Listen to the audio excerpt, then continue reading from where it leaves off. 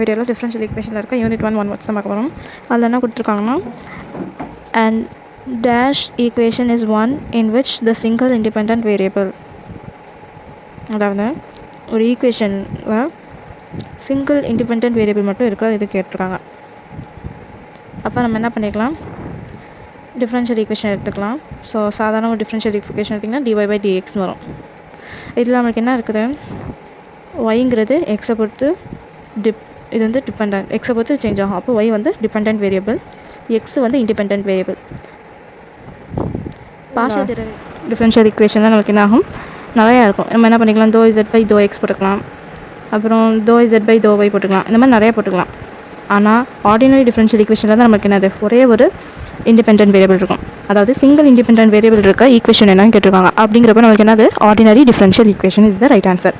Next என்ன கொடுத்துருக்காங்கன்னா, an equation of the form y is equal to px plus f of p is called. டெஃபினேஷனில் படிச்சிருப்போம். இந்த மாதிரி ஒரு ஃபார்மில் இருந்துச்சுன்னா அது வந்து என்ன சொல்லுவோம்னா கிளைராட்ஸ் ஃபார்ம் சொல்லுவோம். ஸோ இதை நீங்கள் ஞாபகம் வச்சு தான் ஆகணும், கிளைராட்ஸ் ஃபார்ம். நெக்ஸ்ட்டு நமக்கு என்ன கொஸ்டின் கொடுத்துருக்காங்கன்னா, an integrating factor of dy/dx plus y cos x equal to 1/2 sin 2x கொடுத்துருக்காங்க. ஸோ இதோட இன்டகிரேட்டிங் ஃபேக்டர் கேட்டிருக்காங்க. ஸோ இந்த ஃபார்மில் இருக்குன்னா ஈக்குவேஷன் ஃபார்மில் இருக்குது. ஸோ லீனியர் ஈக்குவேஷன் ஃபார்ம் என்னது, dy/dx plus py equal to க்யூன்னு இருக்கணும்.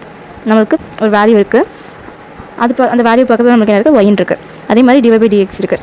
அதுக்கப்புறம் ஈக்குவல் டு ஒரு வேல்யூ இருக்குது. இந்த pqங்கிறது என்னதுன்னா ஃபங்க்ஷன் ஆஃப் எக்ஸ்ன்னு இருக்கணும். ஸோ இங்கேயும் பார்த்தோன்னா எக்ஸ் இருக்குது, இங்கேயும் நம்மளுக்கு வந்து எக்ஸ் இருக்குது. ஸோ நம்மளுக்கு இது எந்த ஃபார்மில் இருக்குன்னா லீனியர் ஈக்குவேஷன் ஃபார்மில் இருக்குது. ஸோ லீனியர் ஈக்குவேஷன் ஃபார்மில் வந்து இன்டகிரேட்டிங் ஃபேக்டர் கண்டுபிடிக்கணும்னா, இதில் இருக்க இன்டகிரேட்டிங் ஃபேக்டர் எப்படி கண்டுபிடிக்கணும், இதுக்கு வந்து ஃபார்மில் வந்து e⁻∫pdx தான் இதோட இன்டகிரேட்டிங் ஃபேக்டர். ஸோ இதில் வந்து நம்ம என்ன பண்ணணும்னா பியோட வேல்யூ கண்டுபிடிக்கணும். பிங்கிறது is nothing but cos x, qங்கிறது வந்து 1/2 sin 2x. இது இப்போ தேவையில்லை, நம்ம பி மட்டும் தேவை. ஸோ e⁻∫ நமக்கு என்ன ஆகும், பியோட value cos x. So cos x into dx வரும். cos x இன்டகிரேட் பண்ணால் நமக்கு என்ன தெரியும், sin xன்னு வரும். ஸோ இதை இன்டகிரேட் பண்ணும்போது நமக்கு வந்து e⁻sin x வரும். நெக்ஸ்ட் கொஸ்டின் என்ன கொடுத்துருக்காங்கன்னா, the dash of the differential equation is the order of higher derivative occurring in it அப்படின்னு கேட்டிருக்காங்க. இது வந்து டிகிரி. ஸோ அந்த டிகிரியை தான் நம்ம பார்ப்போம். ஹையர் டெரிவேட்டிவ் வந்துச்சுன்னா டிகிரின்னு போட்டுக்கலாம், அதை யோசிச்சுக்கோங்க.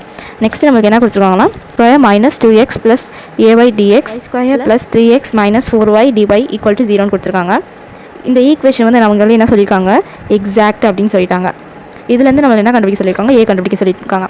ஸோ ஒரு ஈக்குவேஷன் வந்து எக்ஸாக்ட்னு நமக்கு எந்த தெரியும், கண்டிஷன் வந்து dou(m/dou)y ஈக்குவல் டு dou(n/dou)x இருக்கணும். ஸோ நம்ம என்ன பண்ணுறோம்னா, இதில் வந்து எந்த ஃபார்மில் இருக்குன்னா mdx ப்ளஸ் ndy ஃபார்மில் இருக்குது. இது வந்து இது எம்மா, இந்த வேல்யூவை எம்மா, இந்த வேல்யூவை நம்ம வந்து என்ன எடுத்துக்கிறோம். ஸோ mdx ப்ளஸ் ndy ஃபார்மில் தான் இருக்குது. அப்போ எம்மோட வேல்யூ இது, என்னோட வேல்யூ இது. ஸோ எம் என்ன பண்ணணும்னா ஒய் வித் ரெஸ்பெக்ட் டு ஒய்யால் நம்ம வந்து டிஃப்ரென்ஷியேட் பண்ணணும். ஸோ வித் ரெஸ்பெக்ட் டு ஒய்யால் பண்ணும்போது இந்த எக்ஸ் ஸ்கொயர்லாம் நமக்கு என்ன ஆகும், 0 ஆயிரும். ஏன்னா பார்ஷியல் டிஃப்ரென்ஷியேஷன் தான் பண்ணுறோம்.